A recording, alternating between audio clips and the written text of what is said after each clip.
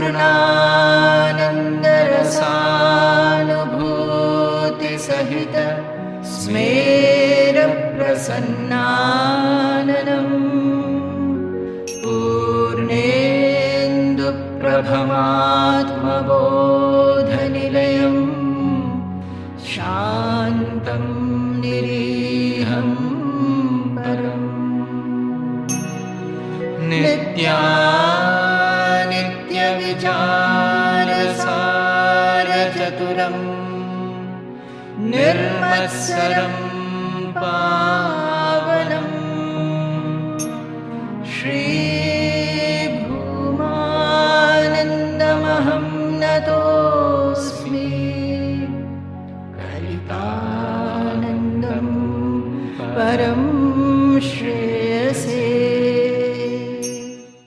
So using the intelligence as a tool, I am trying to activate your intelligence so that you will understand the needs of the mind and the mind will be qualified to become excellent wherever it goes and whatever it does.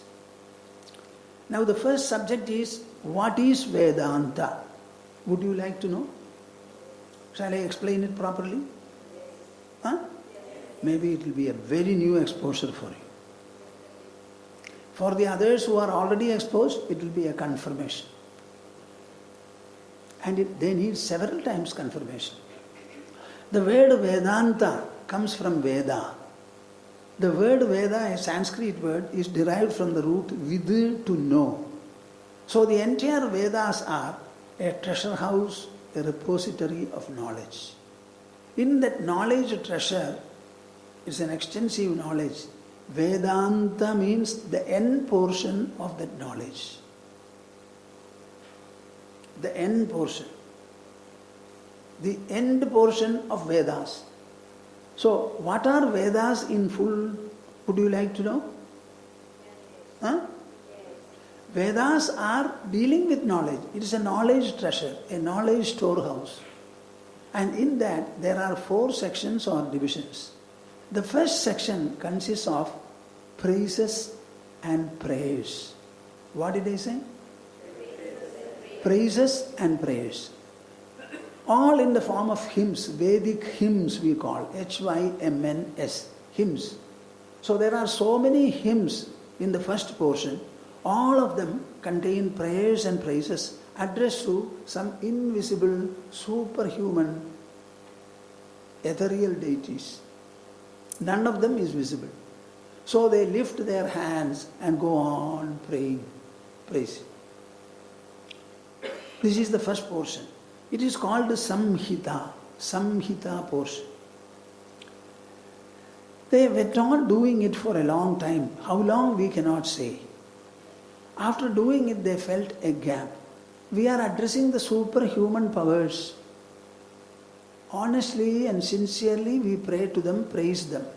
But are they hearing our prayers? And are they pleased? Will they give us what they want? No answer. No answer. It was purely a personal and subjective expression. There is no answer. There is no bilaterality in the whole process. So they felt unfulfilled. How long will you go on talking to a friend who has come to your house? You will talk, greet him, exchange greetings, etc. At least within an hour you should offer him a cup of tea or coffee. Huh? Or, yes, my speech is gone, you go. Will you say? So we are praising our deities with a lot of fondness, reliance, etc. We don't know what happens to them. So they were tempted to offer them something. So they developed fire. They placed it in a ceremonial altar, started blazing the fire, and chanting the same mantras which they use for praying and praising. They started offering different kinds of material into the fire, particularly boiled rice and ghee. So the touch of ghee makes the fire blaze. So this is a second phase called Brahmana. A number of rituals and ceremonies were there. They developed it in a very protracted manner. I always describe the Hindu mind as a fertile mind. Whatever it takes up, It is very colorful, imaginative, and it will do everything that is possible to make it interesting, complex, and sometimes confusing also. This is the character of the Hindu mind. They continue to do that for a time, even then there is no difference. We have performed, we have done, we are satisfied. What about the other side? Have the offers reached them? Are they pleased? When are we going to get a word of acknowledgement? Nothing came. So they became desperate, abandoned both. Are you with me? Huh? Abandoned both. But the habit, it did not die in them. They were doing something good, great and holy. So that holiness and piety still lingered in them. So they closed their eyes and started applying their mind and intelligence to substitute what they were doing vocally and visibly. Now this phase is called what? Aranyaka. At that time they left the normal household and city and town life. They retired into the forest, and remaining there, they started applying their mind and intelligence only for whatever they wanted to do. My dear souls, please listen to what I say. When they left everything visible and withdrew into themselves, they got immersed in their mind and intelligence. Wow! It was a life of knowledge. It was a life of experience. It was a life of enquiry, seeking, a new compulsion, a new persuasion, a new fascination overtook them. They became very deliberate. So, the mind could not keep quiet. The mind started galloping. So they defined different lines of enquiry. And these enquiries, they pursued tenaciously, as a result of which they arrived at knowledge. The third portion is Aranyaka, and the last portion is the Upanishads. That word I would like you to utter. Upanishad. Say that. The word Upanishad means whatever knowledge is provided in the Upanishads, that knowledge is best understood provided you sit proximate to the teacher and ask him to explain it and you start listening. Raise pertinent questions wherever necessary and seek clarification. The word Upa means Samipe, sit closely by the side. Nishad means to sit. So sit by the side of the teacher and start learning. When he explains it, you will understand. The first portion of the Vedas is called Karma Kanda. It is a section devoted to various kinds of activities, call them religious, rituals, ceremonies, prayers, hymns of praise, etc. The second portion is called Jnana Kanda. Knowledge is the section. You understand the difference? Huh? The first consists in performance. The second consists in knowledge and the effort to know. One is based upon mouth, hands and external materials. The first. Based upon our mouth, our tongue, then hands, different kinds of materials, forming the ceremonial fire, altar, offering there, etc., etc. In the second, leaving everything. This is Jnana Kanda. That section on knowledge, whatever is necessary to know, you do. And knowledge is not a coordinate of the body or the senses. It's always a love and a coordinate of the mind and the intelligence. So, in the knowledge section, our own mind and intelligence alone are involved, applied and pursued. Have you got the message?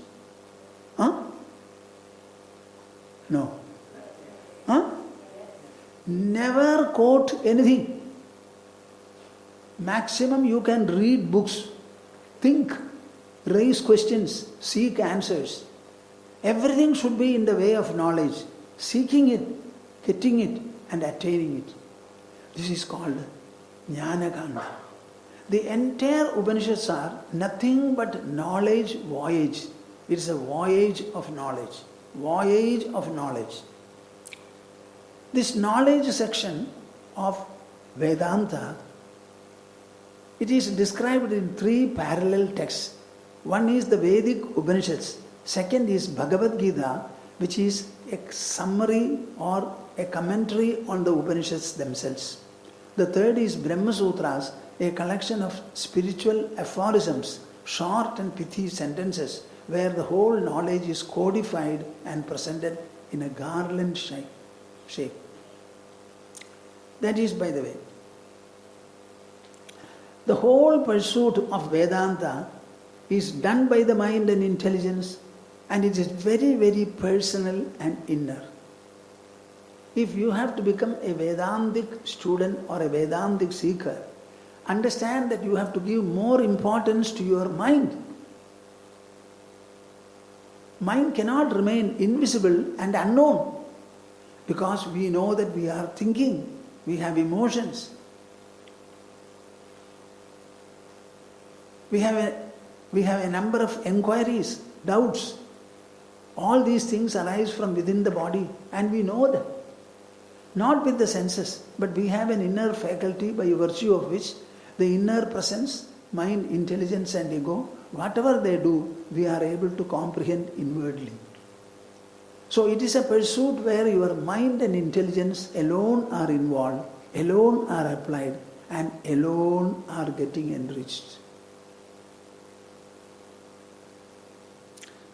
It is a voyage knowledge, a knowledge of voyage or voyage knowledge. And then in that voyage knowledge, where will you reach finally? Can you tell me? Huh? You sit, go on thinking, and at the end of the thinking, where will you reach? You will reach at the thinker. What? You will reach at the thinker, who gives rise to thinking, who produces thoughts, and thoughts are the outcome of the thinking process, and who thinks? The thinker. So you understand who is the thinker, what is the thinking, and what is the outcome called thought. Are they 3 different or are they the same? What is the magnitude of the thinker? How can I understand him in greater and greater dimensions? And in what way am I going to be benefited when I understand, analyze my own thought process, my own thinking process, and my own thinker? We always say I. We refer to I, the first personal pronoun. When I say I, keeping I here, I say you. The you cannot be there except when the I is there. So in all our references, life and communication, my dear children, tell me, what is the first factor? Huh? Tell me without shyness.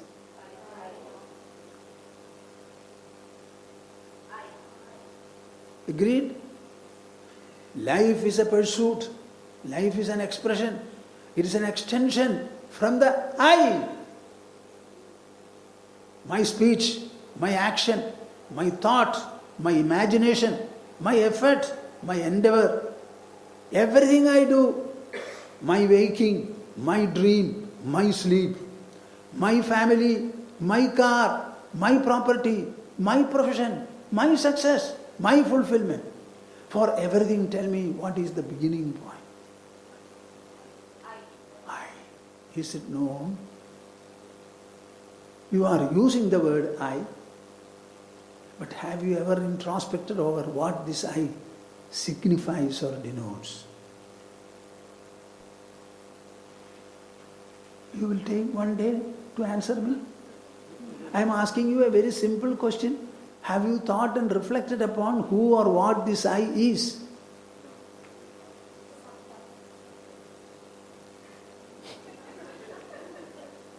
Why did you think about it for some time and not more time? Is it insignificant? I can only say, we load the donkey with a bag of gold and the donkey carries it. It only knows the weight of gold, not the value. Similarly, I don't call you donkeys, but you are carrying the eye, not knowing the value of the eye. Vedanta seeks to enlighten you about this eye and tell you how infinitely resourceful, how comprehensive, how endless a dimension it has. Bodily you are limited, but inwardly you are unlimited. Unlimited. Unlimited. Will you agree with me when I say this? You have doubt, isn't it? I will remove your doubt. Of all the organs that we have, our eyes are the smallest. With the smallest eye, you can see a mustard, very small. You can see a mango, a coconut, a jackfruit. You can see a mountain, a sea, and the endless sky. Tell me, what is the dimension of the eyes? Is it small or is it big and bigger? The power of the eye, is it small or big? I will start writing B, I, and G. You ask the eye specialist and tell him what is the far point of the eye. He will say it is infinity. At what distance is the sun rising? And how is it that you see it from the earth? At what distances are the stars shining? And how is it that you see with your eyes? Have you gone to them? Still, how do you see? Huh? So what is the power of the eyes? And this power generated or borrowed from whom, by whom, you tell me. When you were in a mother's womb, did mother shape your body? She only took food to satisfy or appease her hunger. The fetus in the mother's womb took only the blood from the mother as its food. But the whole shaping of the body was done by it, and that too in the course of 6 months or so. 6 or 7 months. And a full baby is delivered out, capable of seeing and interacting with the whole world of infinite distances and variety. So what do you think of the eye that you have? Is it of no consequence, importance? Or it deserves a full lifetime of research and finding? What do you think? Our body alone has stopped growing. Our mind is poised to grow, and you can never complete the growth. Even a small percentage of infinity is greatly much. If you are able to achieve a small measure of the inner growth, I think it is substantial. Suppose I give you an infinitesimal part of infinite measure of gold. Will it not be still sufficient? You did not understand. Infinite measure of gold. And I give you a very, very small percentage of it. How much will it be? Will it be small or big?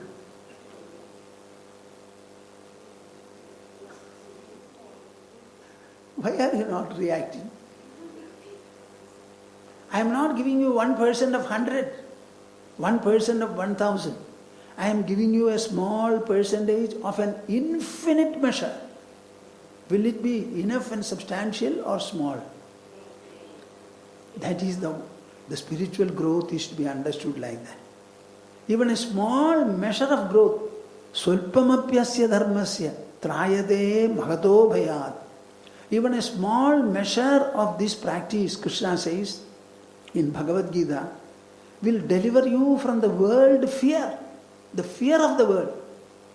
Your mind will be freed from fear, he says. It is when the I is there, you are there, he is there, she is there, it is there, they. The whole life is a triangle. I, you and the others. I, you and the others. It's a triangle.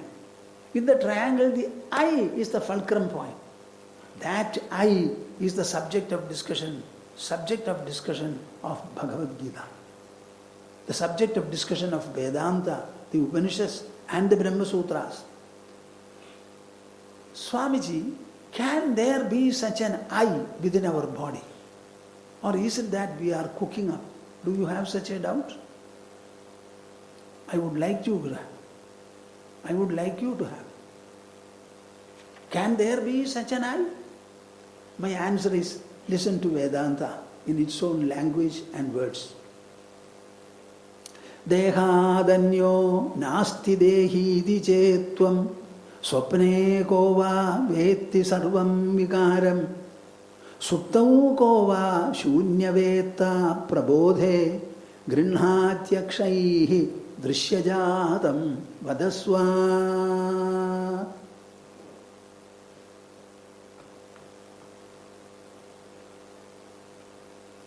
Dehadanyo nasti dehiti chetvam. Swamiji, you are saying something I is there and it is very great. I don't think that there is such an I different from the body. If you say, please answer 3 questions. Dehadanyo nasti dehiti chetvam. Tell me, swapne kova vetti sarvam vikaram. All of you must have slept. Every day you sleep. And you must have experienced a dream. In dream, actually your body is lying on the cot fast asleep. Then you have a dream. And in the dream you go to London or Denmark. Tell me, who has gone?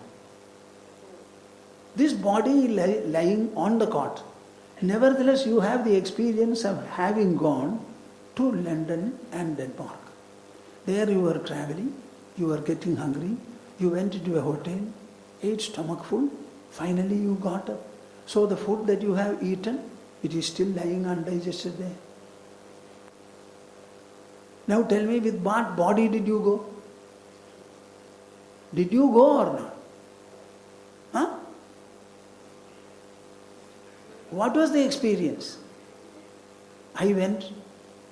Only when you woke up, it became dream. While it was dream, it was not a dream. It was a valid experience. So can you say that there is nothing besides the body in the body? Unless something is there, how can you travel? Inside the body only subtle things can be there. So the subtle presence in your body is capable of traveling to London and Denmark. So there is somebody called the dreamer and the dream experiencer. Then leaving everything, you sleep and you wake up to say, I knew nothing, I knew nothing. As you now say, I know many things. The same I you say, I knew nothing. Tell me, who was the knower of nothing? In sleep you are unconscious of the body, unconscious of the mind, of the intelligence, of the world, of everything. As you are conscious of everything now in the waking state, you are unconscious of everything in the sleep state. So when you say, I knew nothing, I slept comfortably, who is that I who slept? Gridhatyakshaihi drishyajatam vadasva. It is the same I which dreamt, the same I which slept, that is now awake, and then through the senses it perceives the whole world. So the seer is not the eyes, it is not even the mind, it is not even the intelligence or ego. There is something distinct from these, which slept, dreamt, and is now awake. Is the idea clear? Huh? No.